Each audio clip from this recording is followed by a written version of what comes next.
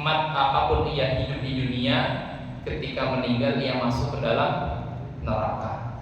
Tidak tanggung-tanggung para jamaah sekalian, Allah menjelaskan di dalam surat Al-Bayyinah, innal ladzina kafaru min ahlil kitabi wal musyrikina fi nari jahannam khalidina fiha abada. Sesungguhnya orang-orang yang kafir dari golongan ahlul kitab, dari golongan orang-orang Nasrani dan orang-orang Yahudi, mereka masuk ke dalam neraka selama-lamanya. Bisa kita bayangkan para jamaah sekalian, bisa kita imajinasikan ada seseorang yang masuk ke dalam neraka selama-lamanya tidak pernah keluar darinya. Rugi apa buatan Pak? Rugi sekali. Kalau mungkin kita seorang muslim, sebanyak apapun dosa yang kita lakukan, selama kita tidak mensyirikkan Allah Subhanahu wa taala, mungkin bisa jadi ada seorang muslim yang dicuci dulu dosanya oleh Allah Subhanahu wa taala. Allah masukkan dahulu ke dalam neraka untuk dicuci, tapi pasti akhirnya karena dia merupakan orang yang beriman, pasti akan keluar dari api neraka. Tapi berbeda dengan orang-orang yang kafir, yang sama sekali tidak memiliki iman, dia sewaktu di dunia yang masuk ke dalam neraka selama-lamanya. Inilah yang kemudian menjadikan iman dan Islam merupakan nikmat yang paling agung, yang paling besar di antara seluruh nikmat yang Allah Subhanahu wa taala berikan kepada kita semua. Yang selanjutnya para jamaah sekalian, sholawat beriring salam semoga senantiasa tercurah limpahkan kepada bimbingan kita, suri tauladan kita, Nabi Agung Nabiullah Muhammad sallallahu alaihi wasallam, beserta para keluarga beliau, para sahabat beliau, dan orang-orang yang senantiasa istiqamah di dalam terus menapaki sunnah-sunnah ajaran yang telah beliau ajarkan kepada kita semua, dan semoga kita semua tetap berada di dalam agama Islam hingga hari kiamat kelak. Amin ya rabbal alamin. Baik, selanjutnya para jamaah sekalian, saya diamanai untuk menggantikan Ustadz Izzuddin. Mungkin sebelumnya para jamaah sudah kenal saya? Belum ya? Kita harus kenalan dulu, karena ada pepatah yang mengatakan tak kenal maka tak sayang, tak kenal maka tak sayang. Tak salah para jamaah sekalian. Seharusnya tak kenal maka tak aruf. Ya. Kalau nggak kenal maka tak aruf. Sebenarnya kalau tak kenal maka tak sayang itu sebenarnya nggak, ya benar sih, cuman kayaknya nggak terlalu benar. Coba saya ingin bertanya kepada para jamaah sekalian, kira-kira para jamaah sekalian kenal nggak dengan saudara-saudara kita yang ada di Palestina? Kenal bukan? Enggak kan? Tapi kita sayang nggak sama mereka? Sayang. Jenengan pernah nggak kenalan langsung dengan para sahabat Nabi Sallallahu Alaihi Wasallam? Langsung pernah kenalan? Ya, tapi kemudian kita sayang dengan mereka. Baik para jamaah sekalian, nama lengkap saya Haris Ma'ruf. Boleh para jamaah sekalian kemudian manggil saya Mas Haris ataupun Mas Ma'ruf. Saya mahasantri semester 6 di Ma'had Al-Anur. Rumah saya di dekat di Karang Baru, di Sanggerahan, kan? Ada pabrik Konimek belakangnya. Umi saya jualan kain. Kalau misalkan para jamaah sekalian mau kain, monggo mampir. Baik para jamaah sekalian, insya Allah sebenarnya beliau minta saya, Ustadz Izzuddin, beliau minta saya untuk mengisi kajian tentang fikih. Tapi kata beliau kalau enggak ya tematik saja tidak apa-apa. Maka kemudian insya Allah materi yang akan saya bawakan adalah kiat-kiat ataupun cara-cara agar kemudian kita bisa istiqomah di jalan Allah Subhanahu wa taala. Tapi sebelumnya saya ingin bertanya dulu kepada para jamaah sekalian. Kira-kira menurut bapak-bapak, menurut mas-mas, menurut ibu-ibu, istiqomah itu berat atau mudah? Istiqomah itu gampang apa sulit? Gampang atau sulit? Sulit ya? Ada yang gampang? Sulit ya? Sepakat ya? Sepakat. Jadi istiqomah itu para jamaah sekalian memang ada sesuatu yang sulit dan tidak mudah. Buktinya apa? Kemudian istiqomah itu menjadi sesuatu yang sulit. Buktinya ada kalanya kemudian kita rajin dalam beribadah kepada Allah Subhanahu wa taala. Ada kalanya kemudian kita mudah sekali melangkahkan kaki kita untuk pergi ke masjid dalam melaksanakan sholat 5 waktu. Ada kalanya kita mudah sekali untuk membuka mushaf Al-Quran, kemudian melantunkan ayat suci Al-Quran. Tapi ada kalanya pula kita malas dalam beribadah. Bahkan kalau misalkan dipersentasekan semangatnya kita dengan malasnya kita beribadah kepada Allah, lebih banyak mananya Pak? Malasnya ya? Bapak sendiri loh ya, ngomong lah ya, bukan saya loh ya. Bahkan lebih banyak malasnya dalam beribadah kepada Allah Subhanahu wa taala, menandakan bahwasanya istiqomah itu adalah sesuatu yang sulit. Imam Ibnu Qayyim Al-Jauziyah beliau mengatakan a'dhamul karamah luzumul istiqomah. Karamah yang paling besar yang diberikan oleh Allah Subhanahu wa taala kepada seorang hamba adalah kita seorang muslim bisa untuk melazimi istiqomah dalam beribadah kepada Allah Subhanahu wa taala. Bahkan para jamaah sekalian, saking itu bahasa Indonesia, bahasa Jawa ya, saking pokoknya lah ya, saking sulitnya istiqomah dalam menjaga hati kita, menjaga diri kita untuk tetap senantiasa beribadah kepada Allah Subhanahu wa taala. Ayat yang paling membebani baginda Nabi sallallahu alaihi wasallam ketika diturunkan adalah ayat yang berbicara tentang keistiqomahan. 30 juz, 114 surat, 6.000 ayat lebih yang diturunkan oleh Allah Subhanahu wa taala melalui perantara malaikat Jibril alaihi salam, diturunkan kepada baginda Nabi sallallahu alaihi wasallam. Semuanya tidak ada yang membebani beliau kecuali satu ayat, yaitu adalah ayat yang berbicara tentang keistiqomahan, ayat yang berbicara untuk bagaimana menjaga diri ini untuk tetap senantiasa beribadah kepada Allah Subhanahu wa taala. Sahabat Ibnu Abbas radhiyallahu anhuma beliau meriwayatkan, sahabat Ibnu Abbas adalah sahabat yang kemudian dari sejak kecilnya sudah bersama baginda Nabi sallallahu alaihi wasallam. Bahkan salah satu keutamaan beliau adalah seorang ahli tafsir, sahabat yang memiliki keutamaan ahli tafsir dan mendapatkan doa dari baginda Nabi sallallahu alaihi wasallam, di mana baginda Nabi mendoakan beliau, Allahumma faqihhu fid din wa 'allimhu ta'wil. Ya Allah, pahamkanlah Ibnu Abbas terhadap urusan agama dan ajarkanlah sahabat Ibnu Abbas dalam permasalahan tafsir. Beliau meriwayatkan, beliau mengatakan, ma nuzzila ala Rasulillah sallallahu alaihi wasallam ayatan hiya asyaddu wa la asyaddu min hadhil ayah.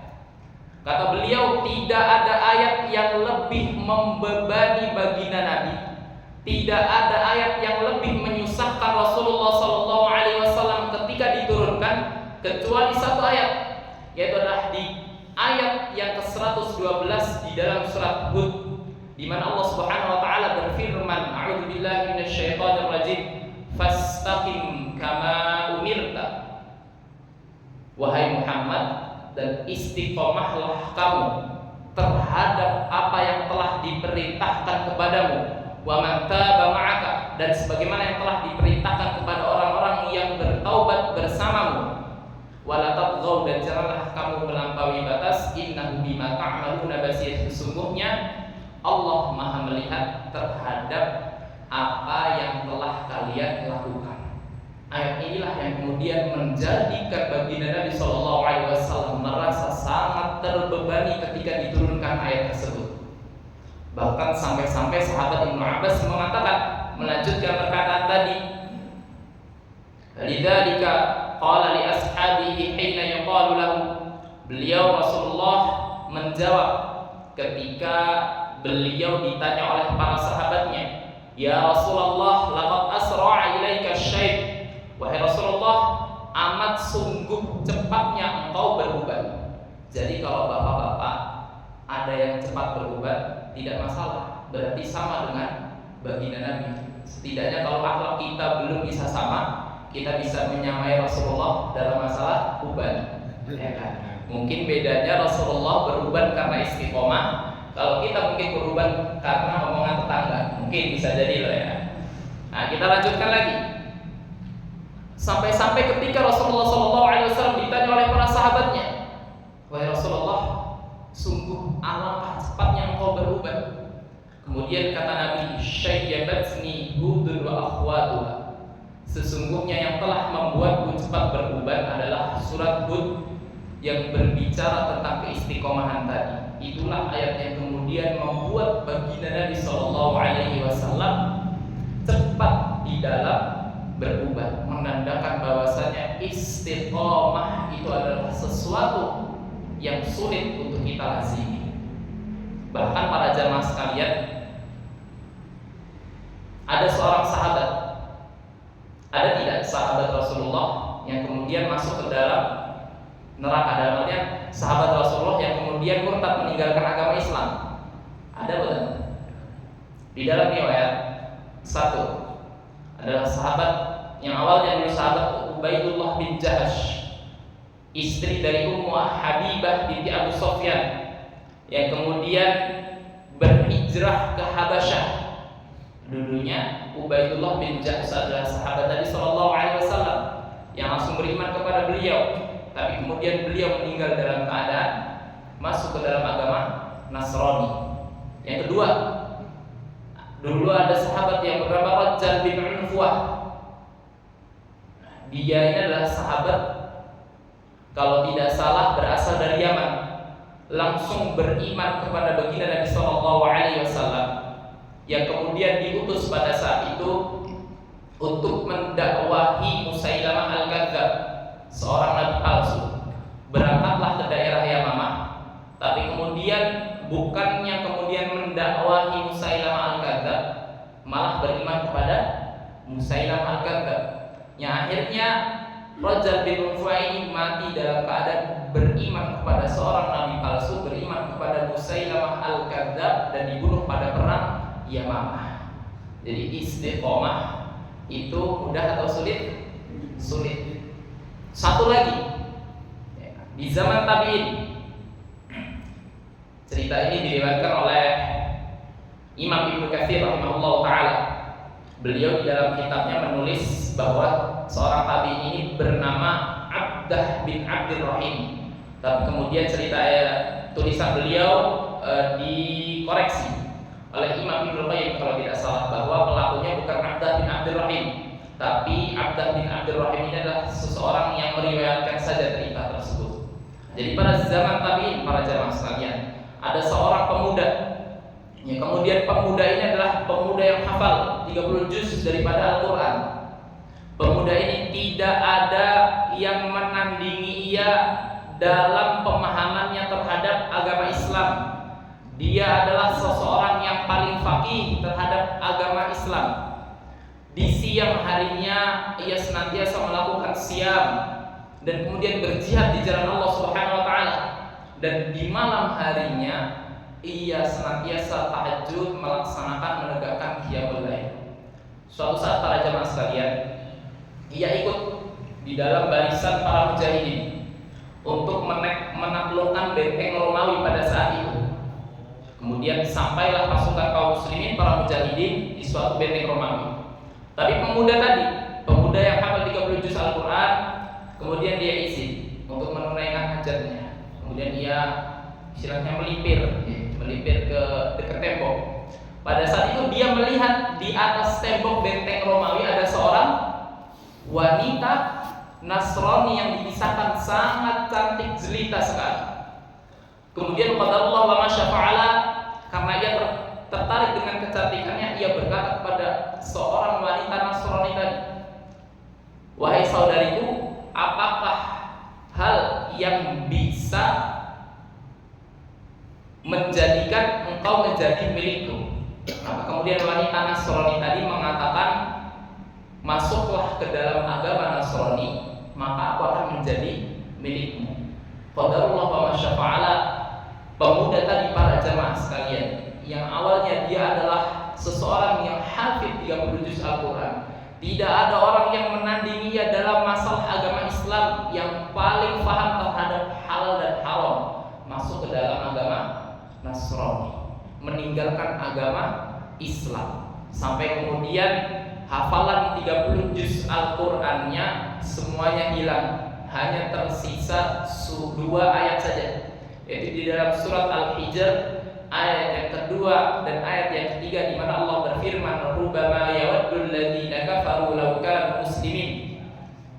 Terkadang orang-orang kafir kelak pada hari kiamat di akhirat mereka berandai-andai, andai kata dahulu sewaktu di dunia mereka adalah seseorang yang muslim, seseorang yang beriman. Mungkin 2 ayat ini adalah sebagai pengingat bagi pemuda tadi, menandakan bahwasanya para jamaah sekalian, istiqomah itu adalah sesuatu yang sulit dan bukan sesuatu yang mudah. Tapi para jamaah sekalian, yang perlu kita ketahui juga adalah bahwa tidaklah Allah Subhanahu wa taala memberikan kesulitan kepada seorang hamba, tapi pasti Allah akan memberikan juga kemudahan. Tidaklah Allah Subhanahu wa taala menjadikan keistiqomahan itu adalah sesuatu yang sulit, tapi pasti Allah Subhanahu wa taala telah memberikan solusi kepada para hambanya melalui lisan Nabi-Nya Muhammad sallallahu alaihi wasallam agar bagaimana kita bisa melazimi istiqomah. Istiqomah itu sulit, tapi pasti ada jalan keluarnya.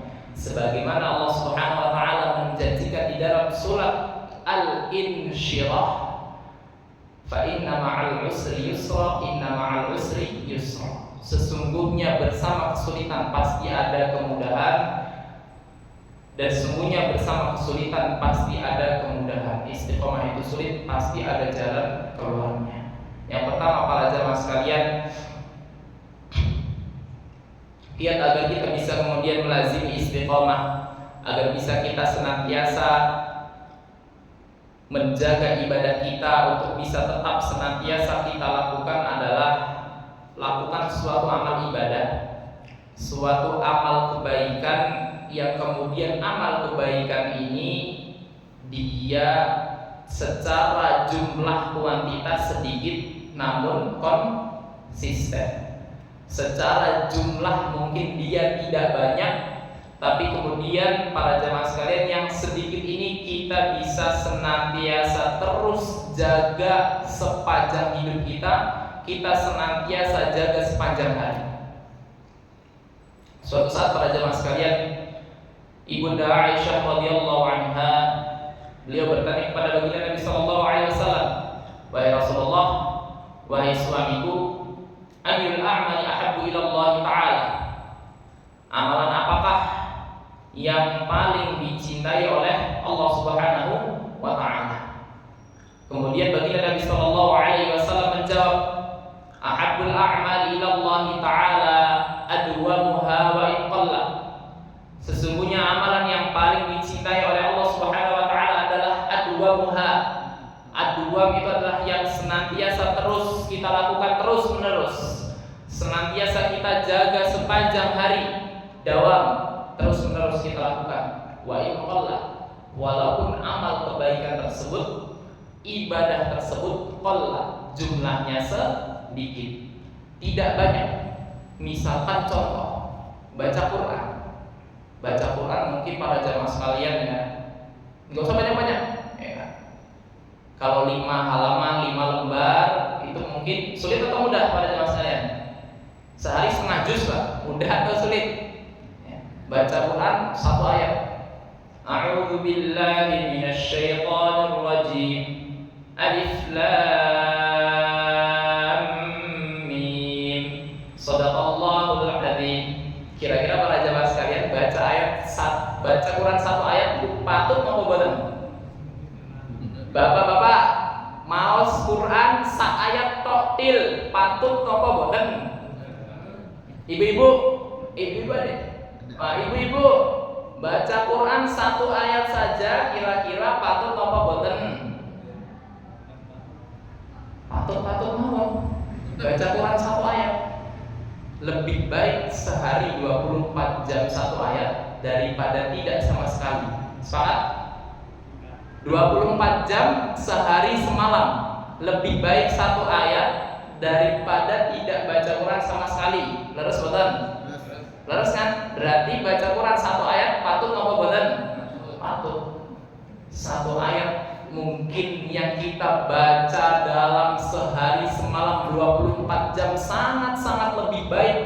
daripada 24 jam sehari semalam kita tidak sempat untuk membuka mushaf sama sekali.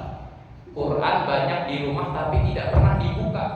Lebih baik kita ambil meluangkan waktu 1 menit, 2 menit, 3 menit untuk baca Quran, baik 1 ayat maupun 2 ayat maupun hanya 3 ayat. Tapi kemudian yang 1, yang 2 dan 3 ayat ini kita jaga terus sepanjang hari.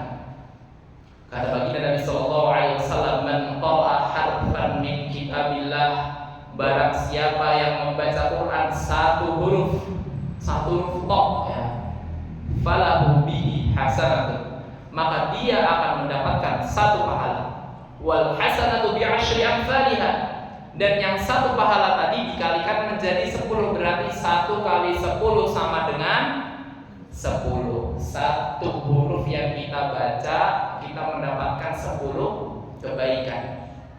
Coba kita bayangkan para jamaah sekalian, hanya membaca basmalah saja, kita hitung basmalah ya. Ba, sin, mim, alif, lam, ha, alif, lam, ro, ha, mim, nun, alif, lam, ro, ha, ya, mim. 19 huruf.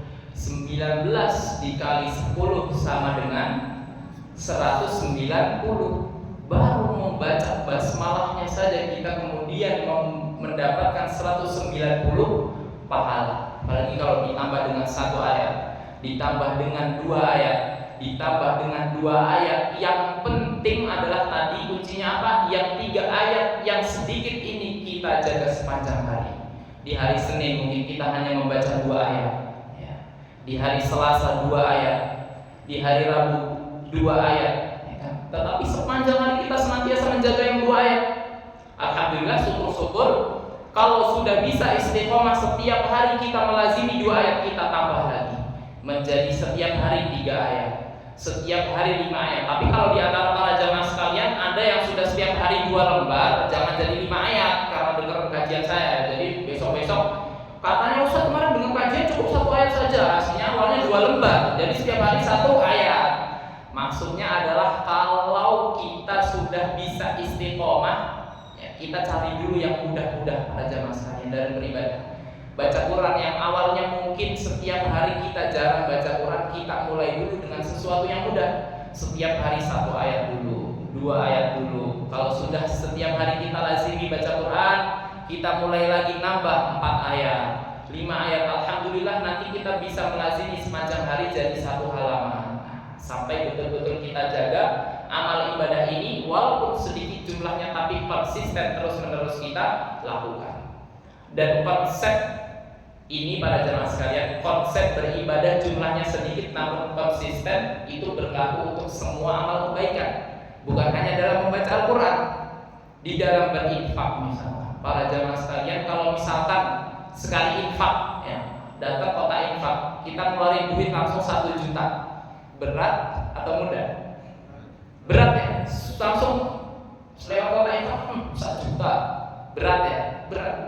Tapi kalau misalkan setiap hari mungkin di rumah-rumah panjenengan mungkin ada ya kotak-kotak infak yang setiap hari itu, mungkin setiap hari kita masukkan 2.000 rupiah, mungkin hanya sekedar 3.000 rupiah, 5.000 rupiah, mungkin ketika di pagi hari awal kita bangun, kemudian kita ambil wudhu, mendatanglah azan subuh, kita berangkat dalam melaksanakan sholat subuh berjamaah di masjid, kita sambil bawa uang 2.000 rupiah. Tidak banyak, kemudian kita masukkan ke dalam kotak infak. Yang 2.000 rupiah ini kita jaga senantiasa, kita jaga sepanjang hari agar bagaimana kita bisa senantiasa terus untuk menyisihkan harta kita. Bukankah baginda Nabi sallallahu alaihi wasallam beliau mengatakan, "Ma min yaumin yusbihul ibadu fi," tidaklah seorang hamba yang kemudian masuk pada waktu pagi hari illa malakani yanzilani, kecuali ada 2 malaikat yang turun untuk membersamai hamba tersebut ketika waktu pagi hari. Fayaqulu ahaduhuma, maka yang 1 malaikat ia berkata, Allahumma a'ti munfiqan khalafan, ya Allah berikanlah kepada orang yang munfiq, berikanlah kepada orang yang menginfakkan hartanya pada pagi hari itu khalafan, ganti yang lebih baik. Kalau 2.000 karena doa malaikat tadi mungkin ganti oleh Allah Subhanahu wa taala menjadi 4.000 dan seterusnya. Fayaqulul akhar, dan kemudian malaikat satu lagi ia berdoa kepada Allah Subhanahu wa taala, Allahumma a'ti mumsikan talafan. Ya Allah, berikanlah kepada orang yang mumsik, amsaka yumsiku, menahan. Berikanlah kepada orang yang mumsik, orang yang menahan hartanya, orang yang tidak mau menginfakkan hartanya, talafan, kehancuran bagi perbendaharaannya, kehancuran bagi hartanya. Nah, setiap pagi para jamaah sekalian, mungkin 2.000 rupiah saja, 3.000 rupiah saja, tapi yang 2.000 ini kemudian kita lazimi terus menerus setiap hari. Kita lazimi sepanjang saat, qiyamul lail juga sama. Mungkin yang kita lakukan hanyalah 2 rakaat salat tahajud, ditutup dengan 1 rakaat salat witir. Yang 2 rakaat tahajud ini kita hanya membaca surat Al-Ikhlas. Di rakaat yang kedua kita hanya membaca surat Al-Falaq, ditutup dengan witir 1 rakaat surat An-Nas. Namun tiada malam berlalu kecuali pada malam tersebut kita senantiasa melaksanakan salat tahajud. Pada malam tersebut kita senantiasa melaksanakan sholat witir, melaksanakan sholat qiyamul lail. Ini lebih baik para jamaah sekalian daripada kemudian dalam semalam kita meninggalkan sholat witir. Jadi yang pertama adalah apa? Kita beramal sedikit tapi kemudian konsisten, terus menerus kita lakukan setiap saat sepanjang hari. Amal ibadah apapun, baca Quran, infak dan lain macam sebagainya. Kemudian yang selanjutnya, yang kedua, setelah kita tadi berusaha sebagai seorang manusia untuk kemudian bisa memudahkan kita dalam beribadah, kita lakukan amal ibadah yang sedikit tapi konsisten, maka cara yang kedua adalah jangan lupa untuk senantiasa meminta pertolongan kepada Allah Subhanahu wa taala. Jangan lupa untuk berdoa kepada Allah Subhanahu wa taala untuk memudahkan, memberikan kemudahan, memberikan kekuatan kepada kita untuk bisa terus senantiasa istiqomah. Bapak-bapak, kalau misalkan doa, seringnya doanya minta apa? Rizki. Masya Allah. Jangan sampai para jamaah sekalian, rizki itu juga penting. Tapi jangan sampai kemudian setiap hari kita berdoa, kita hanya meminta masalah urusan dunia. Ya Allah, Innova ya Allah. Jangan sampai cuma kayak gitu doang. Ya Allah, Fortuner ya Allah. Banetok apa? Jangan sampai. Kita juga harus bagaimana kemudian meminta doa agar kemudian dimudahkan oleh Allah Subhanahu wa taala dalam beribadah. Karena mungkin para jamaah sekalian, bisa jadi kenapa kita istiqomah dalam beribadah selama ini? Kenapa kemudian dalam beribadah kita sulit selama ini? Karena mungkin selama ini kita menumpukan ibadah kita di atas kekuatan kita sebagai seorang manusia. Padahal manusia itu kuat atau lemah para jamaah sekalian? Lemah. Wa khuliqal insanu dha'ifa. Dan sesungguhnya manusia diciptakan dalam keadaan yang lemah. Maka cara yang kedua agar kita bisa senantiasa istiqomah adalah jangan lupa untuk meminta pertolongan, meminta kemudahan kepada Allah Subhanahu wa taala. Ada 2 doa baginda Nabi sallallahu alaihi wasallam yang paling sering dibaca oleh beliau semasa hidup beliau. Doa yang pertama adalah doa yang diriwayatkan oleh sahabat Anas bin Malik radhiyallahu anhu ketika beliau ditanya oleh para sahabat, "Wahai sahabat Anas, ma aktsaru du'a'in Nabi sallallahu alaihi wasallam?" Doa apakah yang paling sering dibaca oleh baginda Nabi sallallahu alaihi wasallam? Maka kemudian sahabat Anas bin Malik menjawab, doa yang paling sering dibaca oleh beliau adalah Rabbana atina fid dunya hasanah. Ya Allah, ya Rabb kami, berikanlah kami kehidupan yang baik, wa fil akhirati hasanah, dan berikanlah kepada kami kehidupan akhirat yang baik, wa qina adzabannar, dan jagalah kami dari siksa api neraka, atau sering kita sebut dengan doa sapu jagat. Inilah doa pertama yang paling sering dibaca oleh beliau semasa hidup beliau, doa yang diriwayatkan oleh sahabat Anas bin Malik. Kemudian ada satu lagi doa yang paling sering dibaca oleh beliau. Doa yang kedua adalah doa yang diriwayatkan oleh Ummu Salamah radhiyallahu anha, salah satu istri baginda Nabi sallallahu alaihi wasallam. Ketika beliau juga ditanya, "Wahai Ummu Salamah, apakah doa yang paling sering dibaca oleh Rasulullah ketika Rasulullah bersama denganmu?" Maka kemudian Ummu Salamah mengatakan, doa yang paling sering dibaca oleh Rasulullah SAW ketika beliau bersama denganku adalah Allahumma ya muqallibal qulub tsabbit qalbi ala dinik. Ya Allah yang maha membolak-balikkan hati, tsabbit qalbi, tetapkanlah, teguhkanlah hatiku ala dinik, agar terus senantiasa bisa tetap berada di atas agama, yaitu agama Islam. Bisa kita bayangkan para jamaah sekalian, baginda Nabi sallallahu alaihi wasallam adalah khatimul anbiya wal mursalin, penutup para nabi dan penutup para rasul. Sejak manusia pertama kali diciptakan oleh Allah, Nabi Adam alaihi salam, sampai manusia terakhir nanti yang diciptakan oleh Allah Subhanahu wa taala, tidak ada manusia yang lebih mulia kecuali baginda Nabi sallallahu alaihi wasallam. Beliaulah seseorang yang dosa-dosa dan kesalahan beliau telah diampuni, baik dosa yang telah lalu maupun dosa yang akan datang. Beliaulah seseorang yang kemudian sudah dijamin tempatnya di surga kelak. Bahkan dalam salah satu riwayat, beliaulah kelak yang akan pertama kali membuka pintu surga. Tapi meskipun begitu para jamaah sekalian, Rasulullah mencontohkan kepada kita doa yang paling sering dibaca oleh beliau adalah doa agar meminta keteguhan hatinya untuk bisa terus senantiasa berada di atas agama Islam.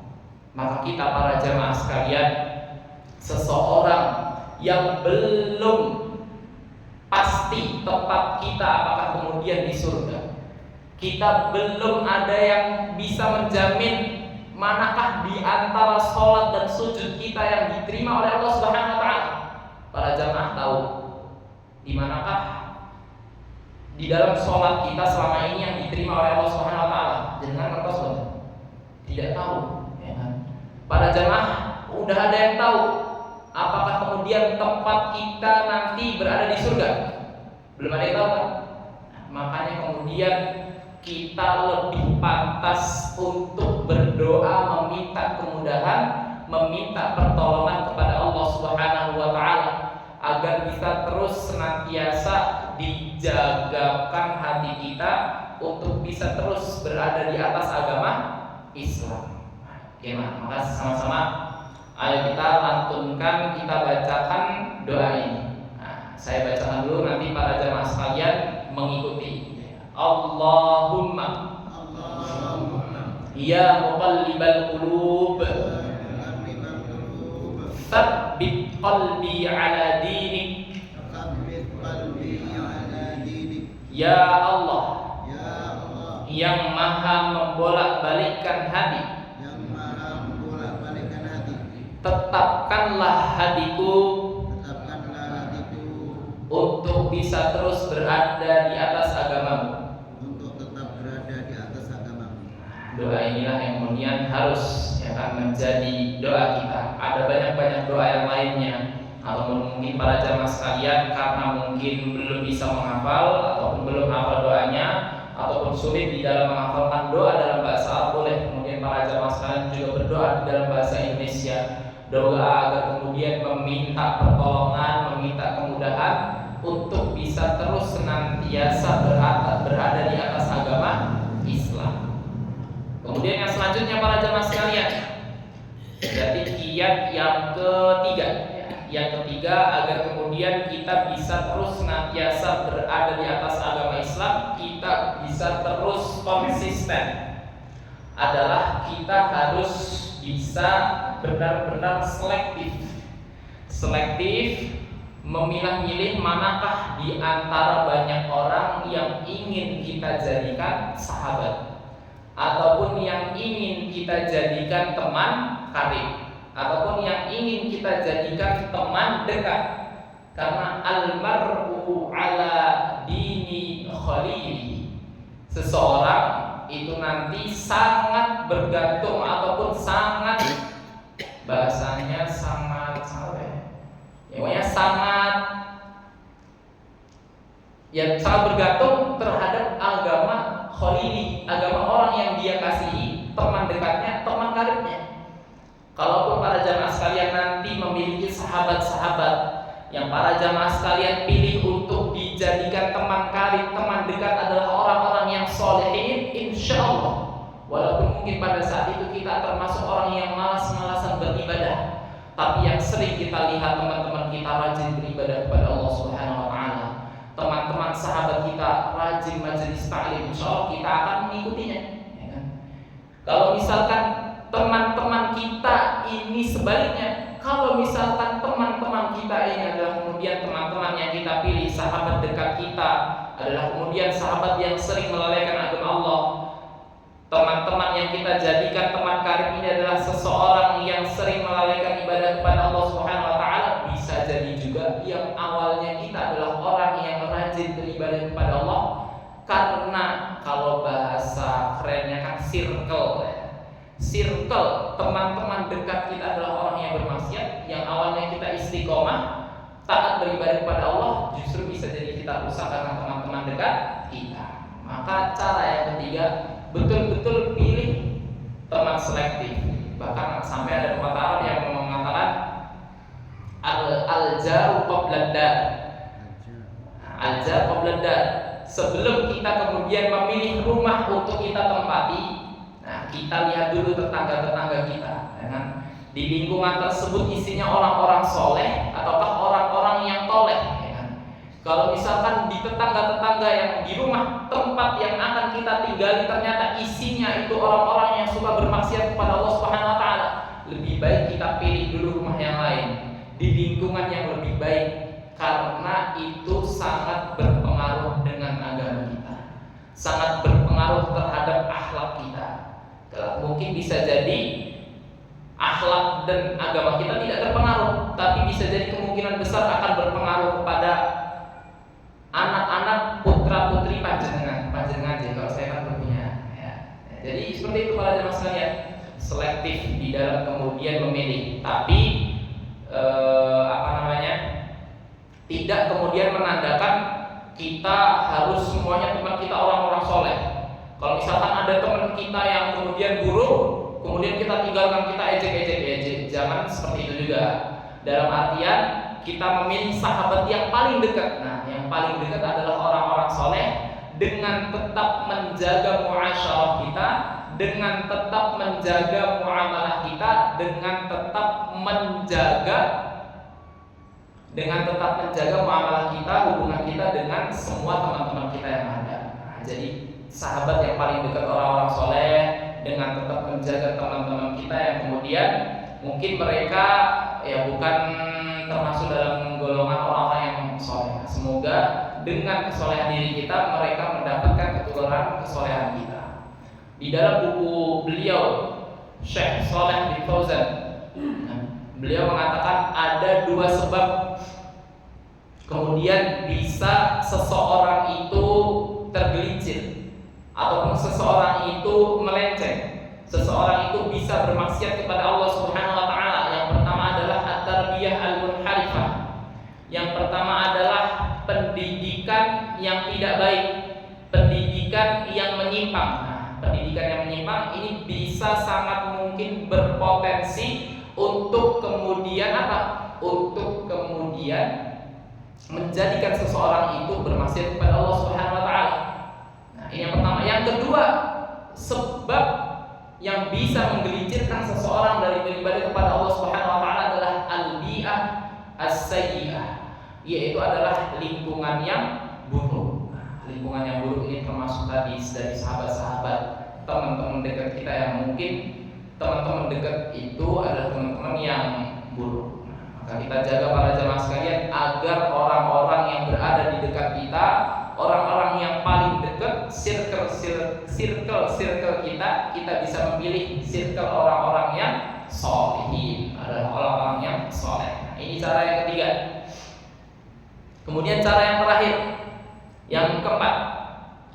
Yang keempat, kalau tadi yang pertama kita beramal ibadah sedikit tapi konsisten. Yang kedua, jangan lupa untuk meminta pertolongan kepada Allah Subhanahu wa taala. Yang ketiga, setelah itu kita cari teman yang bisa menguatkan kita dalam beribadah kepada Allah Subhanahu wa taala. Dan yang keempat adalah, kalau di antara para jamaah sekalian ada yang Allah Subhanahu wa taala berikan kemudahan-kemudahan di dalam senantiasa melaksanakan amal-amal soleh, di dalam senantiasa untuk beramal ibadah kepada Allah Subhanahu wa taala, maka cara yang terakhir adalah jangan pernah kita merasa sombong. Jangan pernah kita merasa lebih baik dengan amal perbuatan yang telah kita lakukan. Kalau di antara para jamaah sekalian ada yang Allah Subhanahu wa taala mudahkan untuk bisa terus senantiasa sholat 5 waktu berjamaah di masjid, mungkin tidaklah kemudian sholat berjamaah itu diadakan kecuali orang ini pasti dia berada di shaf yang paling depan, ya kan? Kalau di antara para jamaah sekalian ada orang yang kemudian dimudahkan oleh Allah Subhanahu wa taala untuk bisa membaca Al-Qur'an dengan bagus, nek ngaji bagus sekali. Kalau di antara para jamaah sekalian ada yang Allah Subhanahu wa taala kemudian mudahkan untuk bisa terus senantiasa menginfakkan hartanya di jalan Allah Subhanahu wa taala. Dan kemudian di antara para jamaah sekalian ada yang Allah Subhanahu wa taala berikan harta kekayaan yang sangat banyak. Saking banyaknya infak setiap hari tidak habis-habis. Kalau di antara para jamaah sekalian ada orang-orang yang seperti ini, banyak dimudahkan oleh Allah Subhanahu wa taala, jangan pernah kemudian kita suatu saat merasa sombong. Jangan pernah kemudian suatu saat kita merasa lebih baik dari saudara kita. Jangan pernah kemudian kita merasa lebih baik dari saudara-saudara kita sesama muslim, dari tetangga kita, dari teman-teman kita yang mungkin pada saat itu mereka belum bisa beribadah sebaik diri kita. Karena apa para jamaah sekalian?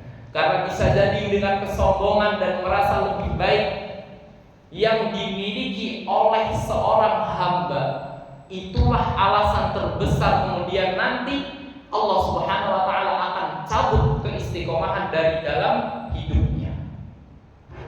Iblis laknatullah alaihi, sebelum kemudian iblis dilaknat oleh Allah Subhanahu wa taala, dulu iblis punya nama sebelum iblis, yaitu namanya siapa? Azazil. Azazil ini adalah makhluk Allah Subhanahu wa taala yang tidak ada yang menandingi ketaatannya kepada Allah Subhanahu wa taala. Lebih-lebih dari para malaikat. Bahkan dikatakan bahwasanya Azazil ini adalah panglima, jenderal pemimpinnya para malaikat pada saat itu, karena ketaatan dan ibadahnya Azazil pada saat itu. Tapi kemudian ketika Allah Subhanahu wa taala menciptakan Nabi Adam alaihi salam dan seluruh malaikat kemudian dititahkan oleh Allah Subhanahu wa taala, kemudian para malaikat diperintahkan oleh Allah Subhanahu wa taala untuk bersujud kepada Adam alaihi salam, sujud penghormatan, semuanya bersujud kecuali siapa? Iblis laknatullah alaihi pada saat itu. Di dalam surah Al-A'raf Allah Subhanahu wa taala berfirman, qala ma mana'aka an tasjuda idh amartuk. Allah Subhanahu wa taala pada saat itu berfirman, bertanya kepada iblis, wahai iblis, apakah yang menjadikan kamu enggan untuk bersujud kepada Adam ketika aku memerintahkannya kepadamu? Qala, iblis menjawab, ana khairum minhu. Pertama kali yang terlontar dari lisan iblis adalah ana khairum minhu. Aku lebih baik daripada dia. Aku lebih baik daripada Adam. Khalaqtani min nar wa khalaqtahu min tin. Engkau ciptakan aku ya Allah dari api, sedangkan engkau ciptakan Adam dari tanah. Maka kemudian mengapa aku bersujud kepada Adam? Merasa lebih baik, merasa sombong. Maka cara yang tepat para jamaah sekalian, kita benar-benar jaga diri kita. Kalau Allah Subhanahu wa taala pada saat ini memberikan kemudahan kepada kita dalam beribadah kepada Allah Subhanahu wa taala, bisa baca Quran, salat 5 waktu berjamaah, rajin berinfak, rajin melakukan amal ibadah yang lain, jangan pernah kemudian kita merasa sombong. Jangan pernah kemudian kita merasa lebih baik dari saudara-saudara kita sesama muslim yang mungkin mereka belum beramal sebaik diri kita. Mungkin kelak suatu saat para jamaah sekalian, suatu saat mungkin terbetik di dalam diri kita, iki tonggoku KTP ini Islam, tapi orang tahu yang orang masjid, iya, orang kaya aku, minimal ya aku ini gitu. So pertama, ya kan? Nah, kemudian rasa-rasa ini kemudian timbul di dalam diri kita. Ketika kemudian kita mengajak teman kita yang mungkin mereka pada saat itu belum melazimi, belum melaksanakan sholat 5 waktu di masjid, ya kan? Kemudian kita ajak, "Lek, ayo masjid." Enggak. Kowe dijak yo gawe neraka piye, ya kan? Kemudian timbul di dalam diri kita, timbul kemudian di dalam hati kita rasa sombong, kemudian merasa lebih baik. Nah, jangan sampai seperti itu para jamaah sekalian. Kita berdakwah kepada tetangga kita, ya, memang itu wajib. Kita kemudian mengajak teman-teman kita, itu wajib, ya kan? Mengajak menyeru orang-orang yang kita kenal, mengajak menyeru orang-orang yang kita kenali untuk bisa sama-sama untuk beribadah kepada Allah Subhanahu wa Ta'ala, itu wajib. Tapi jangan sampai kemudian kita merasa lebih baik dengan amal perbuatan kita, jangan pernah kita merasa sombong. Mungkin sudah baik. Mungkin langsung kita cukup. Langsung dicukupkan. Oh ya. Nah, mungkin itu para jamaah sekalian yang bisa saya sampaikan pada kesempatan malam kali ini, kiat-kiat agar kemudian kita bisa istiqomah di jalan Allah Subhanahu wa Ta'ala. Jangan merasa putus asa. Yang pertama adalah lakukan amal ibadah yang mungkin dia sedikit jumlahnya tapi konsisten kita jaga setiap hari sepanjang hari. Yang kedua adalah jangan lupa untuk kita senantiasa berdoa kepada Allah Subhanahu wa Ta'ala di pagi, siang, sore dan malam hari untuk Allah Subhanahu wa Ta'ala bisa memudahkan kita, menolong kita istiqomah di jalan Allah. Yang ketiga, kita harus selektif di dalam memilih sahabat-sahabat, teman-teman yang akan kita akrabi. Dan yang terakhir adalah jangan pernah kemudian kita merasa sombong dan merasa lebih baik dengan amal kebaikan yang telah kita lakukan. Mungkin sekian, kita tutup dengan bacaan hamdalah alhamdulillahirabbil alamin dan doa kafaratul majlis. Subhanakallahumma wa bihamdika asyhadu an la ilaha illa anta astaghfiruka wa atubu ilaik. Apabila ada salahnya mohon maaf. Wassalamualaikum warahmatullahi wabarakatuh.